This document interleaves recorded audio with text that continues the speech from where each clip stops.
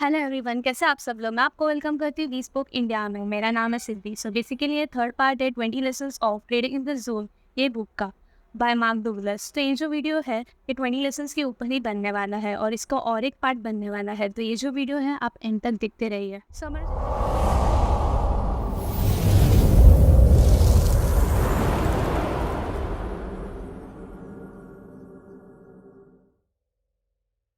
रही है। सो हमारा जो लेसन 11 है वो है सेल्फ अवेयरनेस। तो यहाँ पे मार्क डॉस हमें क्या कहते हैं? मार्क डॉस हमें ये कहते हैं कि हमें सेल्फ अवेयरनेस होना चाहिए। सेल्फ अवेयरनेस किस चीज़ का? अगर हम ट्रेडिंग कर रहे हैं तो हमें हमारे इनिशियल्स का पता होना चाहिए। यहाँ पे मार्क डॉस ने बहुत ही अच्छा एग्जाम्पल दिया एक लड़के का जो कि हमेशा फ्रस्ट्रेट और एनजाइटी के इसमें रहता है और यही एनजाइटी और यही फ्रस्ट्रेशन से वो ट्रेडिंग भी करता है। तो उसके जो भी ट्रेड्स होते हैं वो मोस्टली लॉस में ही जाते हैं। तो यहाँ पे मार्कस हमें क्या कहते हैं? मार्कस हमें ये कहते हैं कि हमें हमेशा काम माइंड से ट्रेडिंग करना चाहिए और ये जो एनजाइटी है, ये जो फ्रस्ट्रेशन है, इसे हमें अवॉइड करना है, इससे हमें अवेयर रहना है।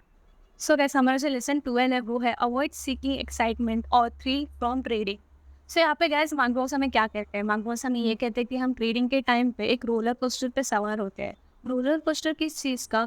हैप्पीनेस का, सैडनेस का। अगर हम ट्रेन ले रहे हैं और ट्रेन लेते ही हमें एंट्री मिलता है, एंट्री मिलते ही हमारा जो टीपी है वो हिट हो जाता है, तो हम पार्टी करते हैं, हम बहुत ही हैप्पी हो जाते हैं, हम सबको बताते हैं कि मुझे प्रॉफिट हुआ, हम स्क्रीनशॉट निकाल के शेयर करते हैं। But at the same time अगर हमें लॉस होता है तो हम किसी से बात नहीं करते, हम किसी से बात नहीं करते हैं, किसी से हम शेयर भी नहीं करते कि हमें लॉस हुआ है करके, किसी को स्क्रीनशॉट भी शेयर नहीं करते। सो बेसिकली हम एक इमोशनल रोलर कोस्टर के ऊपर सवार है। कभी भी हमारे जो इमोशंस है अप एंड डाउन होते रहते हैं। तो यहाँ पे मार्कस हमें यही कहते हैं कि ये जो इमोशनल रोलर कोस्टर है इसे हमें अवॉइड करना है और हमारे कंसिस्टेंसी पे हमें फोकस करना है। सो ऐसा हमारा जो लेसन 13 है वो है be prepare for the psychological challenge. Trading के अंदर कई बार क्या होता है, जो टेक्निकल एनालिसिस होता है ना, इससे भी ज़्यादा खतरनाक होता है psychological challenge. Psychological challenge in the sense कैसा? कई बार हम क्या कर देते हैं, हम अपने ही विक्टिम बन जाते हैं गलत डिसीजंस का, गलत ट्रेडिंग परफॉर्मेंस का। तो यहाँ पे मार्कस हमें क्या कहते हैं? यहाँ पे मार्कस हमें ये कहते हैं कि हमें ये जो साइकोलॉजिकल चैलेंज है इसे हमें ओवरकम करना है। ओवरकम कैसे करेंगे हम? हमें इससे डरना नहीं है, हमें इसे अच्छे से फेस करना है। सो गाइस हमारा जो लेसन 14 है वो है अवॉइड ब्लेमिंग। तो यहाँ पे मार्कस हमें क्या कहते हैं? मार्कस हमें ये कहते हैं कि हमेशा हमारा जो ट्रेड है उसका जो जिम्मेदारी है हमें अपने ऊपर ही लेनी चाहिए। कई बार जो लोग होते हैं वो हमेशा ब्लेम करते रहते हैं मार्केट के ऊपर, सिग्नल प्रोवाइडर्स के ऊपर, ट्रेनर्स के ऊपर, दोस्तों के ऊपर। तो गाइस ऐसे ब्लेम करते रहोगे तो कभी भी आप प्रॉफिटेबल ट्रेडर नहीं बन पाओगे।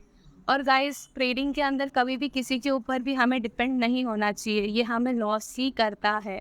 और इफ़ आपको लॉस भी हो रहा है खुद से बिलीव करने के बाद भी, तो गाइस आप किधर गलती कर रहे हो वो देखो, ना कि बस रीजन ढूंढो। सो गाइस अगर आप ट्रेड ले भी रहे होगे ना तो आपको आपकी ट्रेड की जिम्मेदारी अपने ऊपर ही लेनी है, ना कि किसी के ऊपर ब्लेम करना है। सो गाइस हमारा जो लेसन 15 है वो है develop a mindset that views losses as learning opportunity. So guys यहाँ पे मार्कस हमें क्या कहते हैं? मार्कस हमें ये कहते हैं कि कई बार हमें हमारे माइंड के अगेंस्ट जाके काम करना पड़ता है। कई बार लोगों की जो साइकोलॉजी होती है वो ये होती है कि उनको कभी लॉसेस को देखना ही नहीं होता, और उन्होंने लॉस किया, उनको लॉस को कभी एक्सेप्ट ही नहीं करना होता कि उन्होंने वो लॉसेस किया है।